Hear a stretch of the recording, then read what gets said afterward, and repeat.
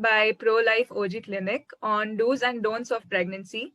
As you all know that today we're going to be discussing some tips by Dr. Ram, and she's also going to tell us some frequently asked questions. So before the webinar, we actually sent out a form that all of you have filled, and we've collected some questions. We've sorted the ones which are most commonly asked, and Dr. here today will answer it for you. So, Doctor, can you please begin by introducing yourself a little bit and about Prolife O&G Clinic? Yeah, I'm Dr. Thamarai here. Hello, everyone. We have a clinic in Manapakam, Chennai, IAS IPS Colony, Prolife O&G Clinic and scans. We have wide range of services covering from puberty for the entire women till the menopause. So you can, we have a website also. We will share it in the end of the webinar. I think you should be able to access easily. Thank you, Doctor. So, Doctor, maybe we can start with the do's and don'ts that you recommend for the patients. Okay. Every pregnancy is precious, whether it's first pregnancy or second pregnancy or whatever may be the number. So every patient has a lot of questions. Most patients have similar questions. Patients, attenders, everyone have a lot of questions. And most of the questions are almost similar. So I think we would just go ahead with the most commonly asked questions, and we'll see how to go about. During the first checkup, we have a lot of questions. First of all, patients call and ask, I'm just urine pregnancy test positive. When do we see the doctor? And then what do we expect during the first visit? And then what are the diets to be followed?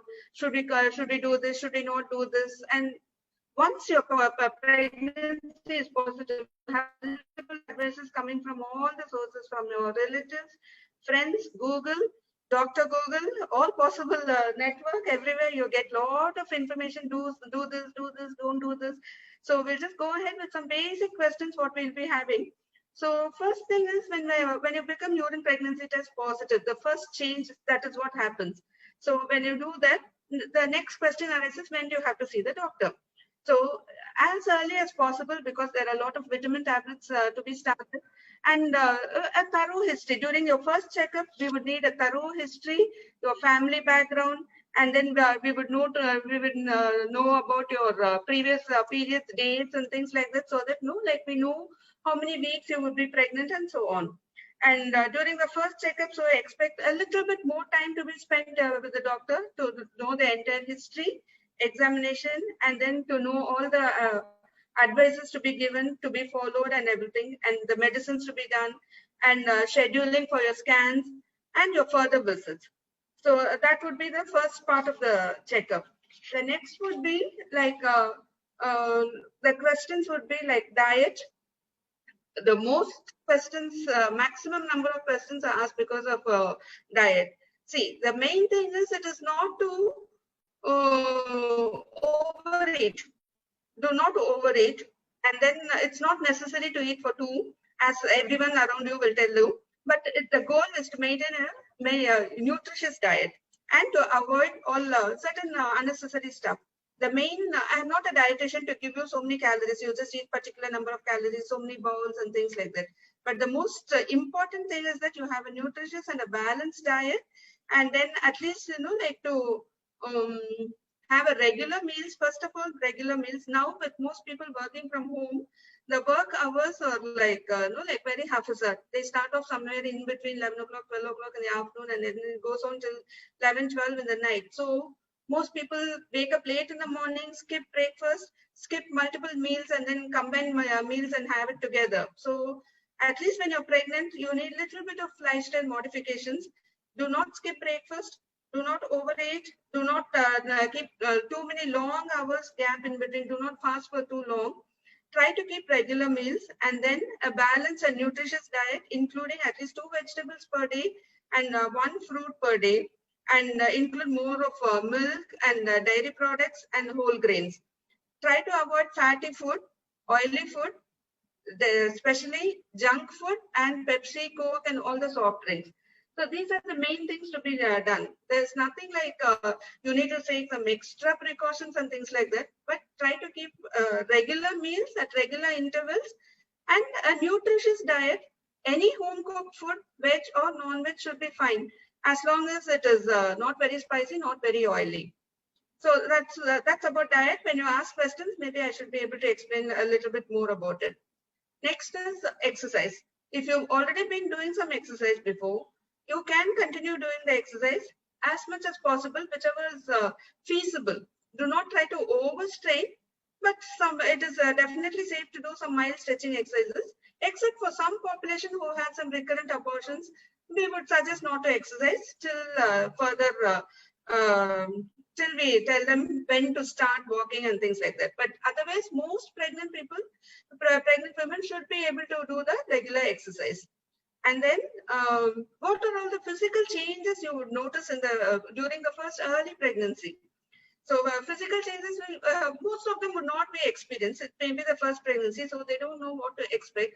The entire body undergoes changes, so you should be prepared to know that you will be having a lot of nausea, vomiting. Not necessarily, but most people have nausea, vomiting, and there may be some breast tenderness and heaviness, which is normal because of all the hormone changes. It is normal, so you don't have to worry about it.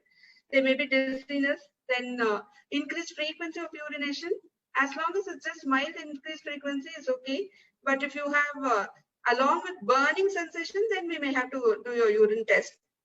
Then early pregnancy, we do still have constipation. Many people suffer from constipation and vaginal discharge, tiredness, fatigue. So all these are common, very, very common. Mild lifestyle changes, I think you should be able to get over. Very few people would need extra medical advice apart from the regular lifestyle modifications. Then apart from the physical changes, the next is after diet and exercise and all this, what are the medicines to be taken? Avoid unnecessary medicines during pregnancy. Avoid all painkillers, paracetamol, unless it's absolutely necessary and unless your doctor is asking you to take it for some particular reason. So the main things what we need to take are folic acid tablets and multivitamins if there's a lot of vomiting, because all the minerals and vitamins will not be absorbed. But most common is a folic acid tablet, which you need to continue till delivery. It helps in increasing your brain development for the baby. And it helps to continue the pregnancy in a healthy way. Then sleeping. Patients have a lot of doubts from the first day of pregnancy, whether to sleep straight, lie on the back, this side, that side, right side, left side. So lying on back is not advisable. It's better to sleep on any one particular side, right or left. You can just turn over because one side will be too long. It will be painful. So do not try to rest on your back. That's the only thing. Otherwise, sleeping any side and all that is okay. There should not be much of a problem. Then travel. Travel during early pregnancy, see, most probably it is safe to go to workplace within a city and all that. But then traveling for long distances in a car or a bus, train, it's better to go in with little bit of precaution. And especially during this period, during COVID period, we advise everybody not to travel unnecessarily. So with pregnancy, it's always better to take COVID precautions in case you're traveling. Then sexual contact is usually safe during pregnancy, should not be much of a problem unless patients are fall at a high risk group. Then other symptoms are most of the times people do have a little bit of headache. It's very easy to overcome this because most of the time patients don't eat very well. They don't drink enough water. At least 3 liters of water is a must every day. So if you're a little bit dehydrated, then you can have headache. You can expect a little bit of mood swings will be there, but nothing much to be done. And then constipation. Constipation is very common in pregnancy. Try to take high fiber diet, plenty of water and fruits. And prevent urinary infection by drinking plenty of water, at least about 3 liters of water. Then the problems in pregnancy, there'll be like bleeding in pregnancy and abortions and all that. That for any particular problem which deviates from the usual normal, you definitely need a opinion from the doctor. There's no point looking at the net and trying to like worry yourself so much. Most of the time, it may be something very simple, which will just require 1 or 2 extra medicines. You don't have to like worry about a lot of things, except some group of people who are at a high risk. Then other things are stretch marks. Stretch marks most of the time not much reliable. You can use little bit of stretch marks, anti-stretch marks lotion, but it's better to keep the skin hydrated as much as possible. I think these are the most common things which patients keep asking us most of the time. So if you have some specific queries, I think we can go ahead with those queries specifically. Yes, doctor. So there are a couple of questions that we have in the chat box. I'll just read them out for you. So Okay. the first question is, hi ma'am, what about steps? Since I'm on the 3rd floor, is that okay? So doctor, I believe this is with respect to the workout that you were talking about earlier. I forgot about the steps part. That is the one more common questions which people ask. It is okay actually. 1st floor, 2nd floor, and all that should be fine. But towards the end of the pregnancy, maybe a little bit difficult to go at one go up to three floors. No, like after every floor, you just take 1 or 2 minutes rest, and then you can go ahead. 1 to 2 floors, I think comfortably you should be able to do it. You should be able to climb the stairs. Thank you, doctor. Doctor, another question is, breast tenderness is reducing at week 7. Is this normal? That is normal. See, some people may not even experience breast tenderness, especially if it's a second pregnancy and all that. But first pregnancy, most people have some little bit of enlargement, and then breast tenderness will be there. It usually reduces by within the first trimester, about 10 to 12 weeks, it usually comes down. Because of the initial hormone changes, there may be some tenderness, and it slowly comes down. It is normal only. So there's nothing to worry about. So, doctor, another question is PCOD and pregnancy. Kindly explain your view on it. See, first of all, if it's mild PCO, then a little bit of lifestyle modifications, the ovulation improves, and then pregnancy is usually very favorable, should not be a problem. Once you're pregnant, I think regular consultations and regular scans should be fine. There should not be much of a problem once you conceive. To conceive and the infertility problems are much more with PCOS than pregnancy in PCOS. Once you're pregnant, I think there should not be much of a problem as long as baby's heartbeat is regularly monitored and your pregnancy status like weight gain and your BP and everything has been monitored. I think it's not much to worry. But before conception, definitely we need lifestyle modifications. Maybe some people will need medicines. Some people may need some tablets for like conceiving for ovulation induction. So that initial problems may be there, but once conception happens, I think there's not much problem as long as they're on a regular monitor. Doctor, a question that we got, that was very common in the form that we collected. It was about morning sickness, and there is a question, related to that. It says, I'm in 9th week and I don't have any nausea and vomiting. Is that normal? That's very good. At least you'll be able to eat whatever you want. As long as your pregnancy is going in the right direction, if you don't have vomiting, you're lucky. So you should not be worrying about it. Because most people have a lot of vomiting, they really suffer. Some people even lose weight in the first few weeks of pregnancy because they're not able to eat. So you're lucky if you don't have vomiting. But as long as, of course, as I said, if the pregnancy is going in the right direction, if the heartbeat is good enough and the baby is growing well, I think you should not be worrying. You can eat whatever is possible. Doctor, what are the doctor, I just wanted to know what are the different causes of morning sickness? Causes is actually not specific. There's no specific reason why this has to happen. Most commonly, it's because of the initial stages, there are a lot of hormone changes within the body. So it's mainly hormonal. And it usually lasts up to first trimester, about 10 to 12 weeks, and then it slowly reduces. That is one of the reasons. Main is hormonal. Next is the trigger points are mainly the empty stomach. Like as I told you, patients don't eat breakfast, they club breakfast lunch together. So for long hours night, they would have had dinner at around 9:30, and then till next day morning around 11:30, you don't eat. There's a huge time gap for the there's a huge time gap of fasting hours. So to overcome that, it's better to have a regular breakfast at around 8 to 8:30 or at least before 9 a.m. so that you just cut down the timings, and as long as you don't have much of empty stomach, the gas status also comes down. So the vomiting will come down to some extent. So these are the main things, mainly hormonal, and then trigger factors, keeping it as empty stomach and skipping breakfast. Patients Doctor, think one more question. Yes, once doctor, go ahead. they think that if they eat more, they'll vomit more. If they drink more water, they'll vomit more. It is okay. At least some part of it will be absorbed. So it would be, even if you vomit, it's okay, but you have your breakfast, you drink enough water. That is what we suggest patients. Okay, doctor. Okay, so there's another question which says, "Hi, doctor. I'm in 8 weeks from yesterday, and I'm having burning and itching during passing urine. Is that normal?" It is not normal. I think you'll have to get your urine checked for any infection. Initial period of pregnancy, urinary infection and constipation is common, but it's not normal. In case there's a lot of very mild infection, then you can just drink plenty of water and usually it gets flushed out.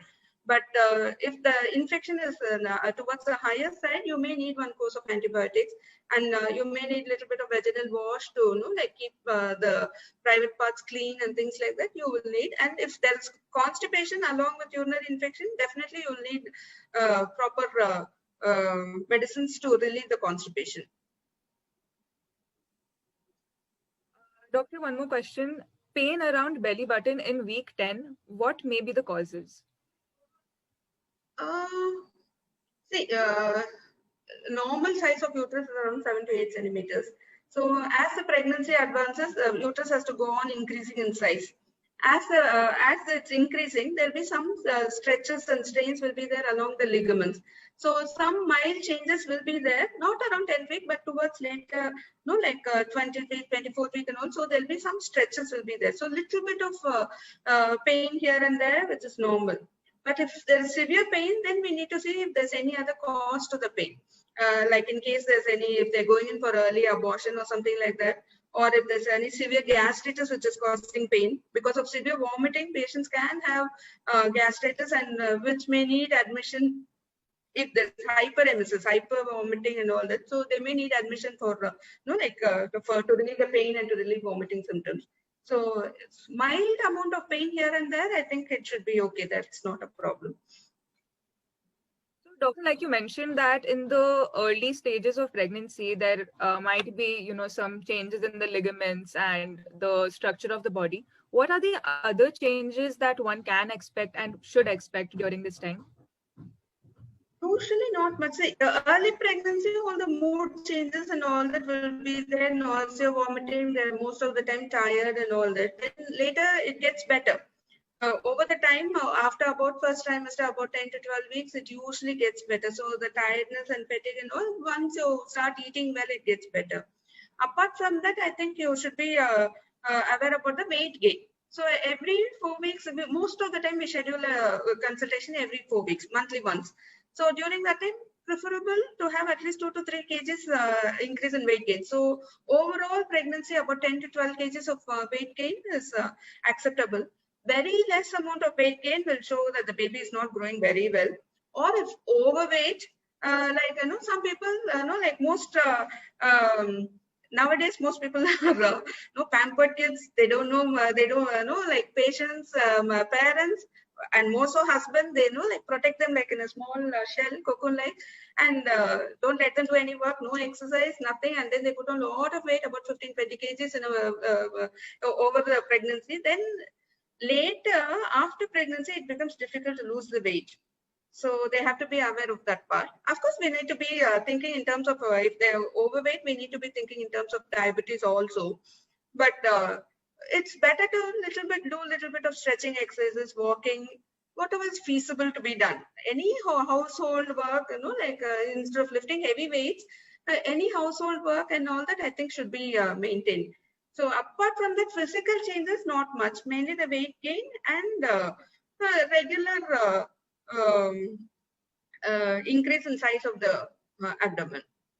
Those will be the main changes. And the breast towards the end, again, it starts enlarging because the breast has to prepare itself for the milk production for the baby. So the breast enlargement will be slightly towards the higher side during the later pregnancy. So, doctor, there's one more question which says, doctor, is dysentery common during pregnancy? If we have it, what should we do about it? Dysentery is never common. Nothing is normal during pregnancy. So dysentery, if it is like once or twice, probably you were not, you were allergic to some food what you've eaten or some outside food what you've taken. So try to avoid spicy food and things like that. But if it's going beyond, like more than 3-4 times in a day, and if you're getting more tired, you have to see a doctor because you may get dehydrated. You may need some antibiotics to control. If it's infectious cause, I think you'll need some basic antibiotics, and if needed, you'll need some IV fluids also. If the dehydration is severe, mild to once or twice, I think it should be like you can try to control your diet, and it should get better. Doctor, earlier we were talking about PCOD. There is one more question related to that. The patient says that I'm completely normal with my hormones, but I have PCOD. What can be the reason, ma'am? Will PCOD affect the pregnancy?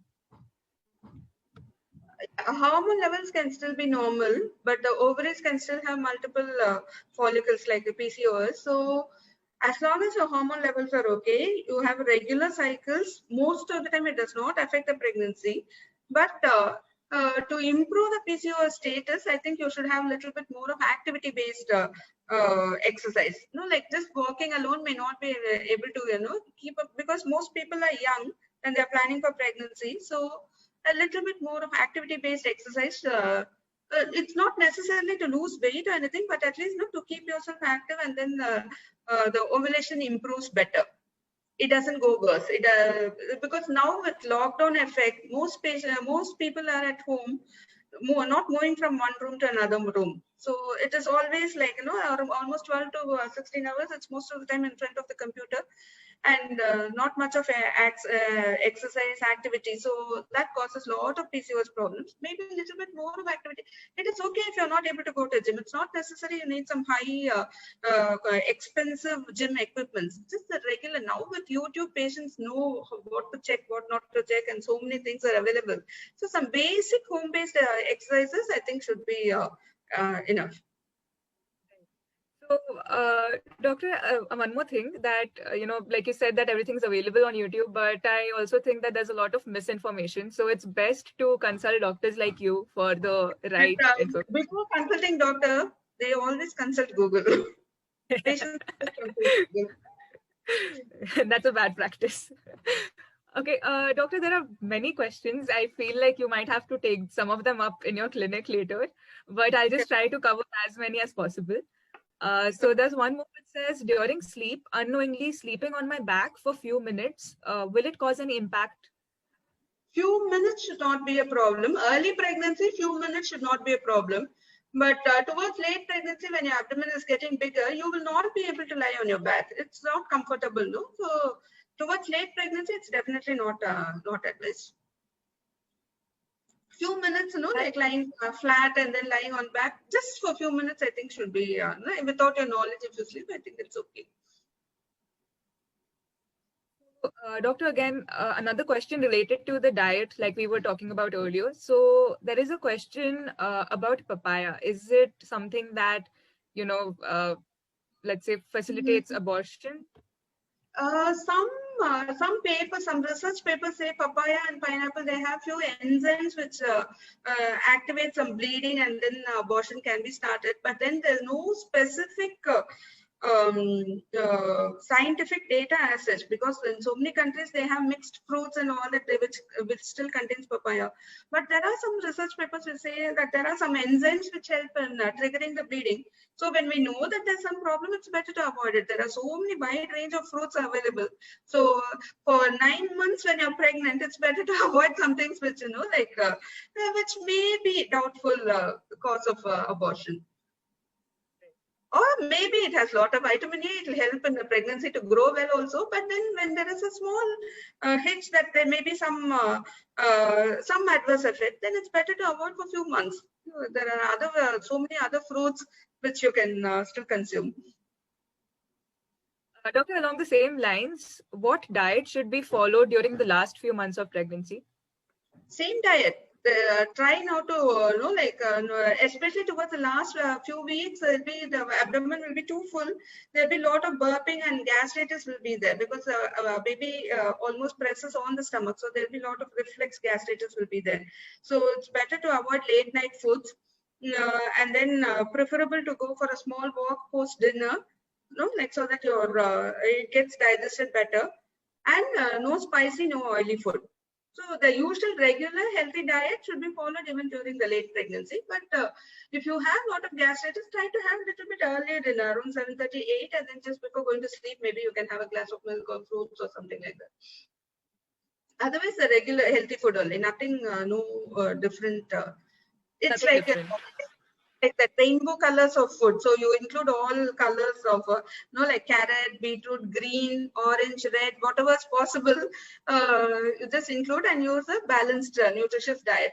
Same thing from the early pregnancy till the late pregnancy, almost the same diet. Okay, doctor. So, doctor, a patient is asking, doctor, I'm having too much bleeding, had 3 in a month, not yet pregnant though. I have PCOS. Is it because of that?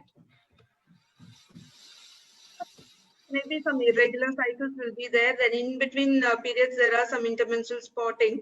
So I think you need to consult and then do the basic investigations, whatever has to be done, and take some medicine to regularize your periods first. And then you should plan for pregnancy.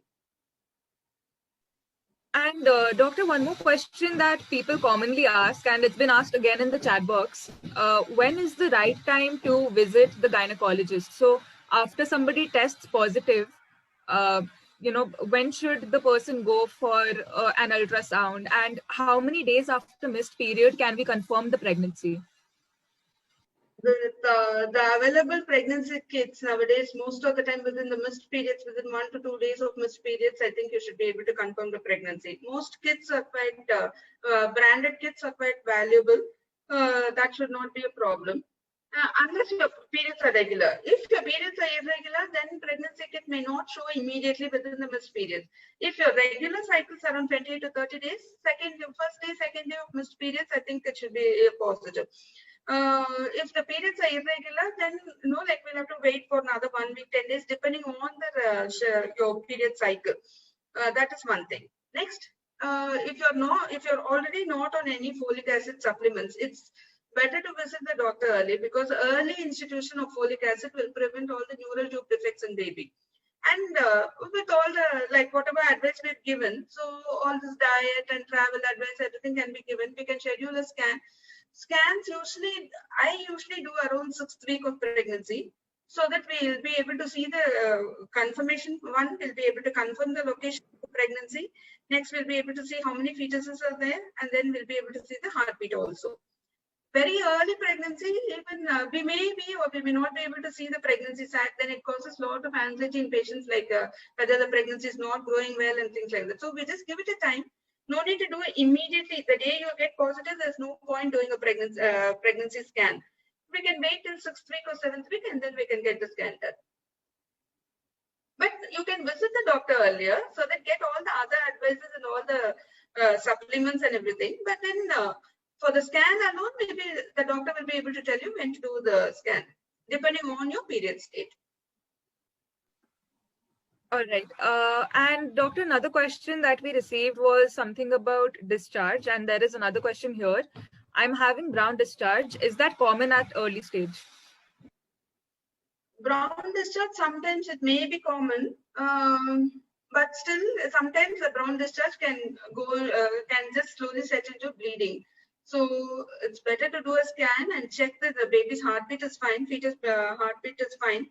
Once the heartbeat is fine and if there's no blood collection inside the uterus, sometimes because of the implantation plate, there may be some amount of blood clot may be collected within the uterus. So in that case, as long as the baby is fine, there may be a little bit of bleeding will be there. As long as the baby is growing well, mild bleeding should be okay. But we have to get evaluated if there is a brownish discharge. But normal white discharge, if there's not much of itching, the very minimal white discharge, just with once or twice vaginal wash and keeping the private parts hygienic, I think it should work. But brown discharge and bleeding in pregnancy, you definitely need to see a doctor. And doctor, a patient says, I have gas and constipation problem because of which they're not being able to eat properly. So is there a remedy for that? Nowadays, we have a lot of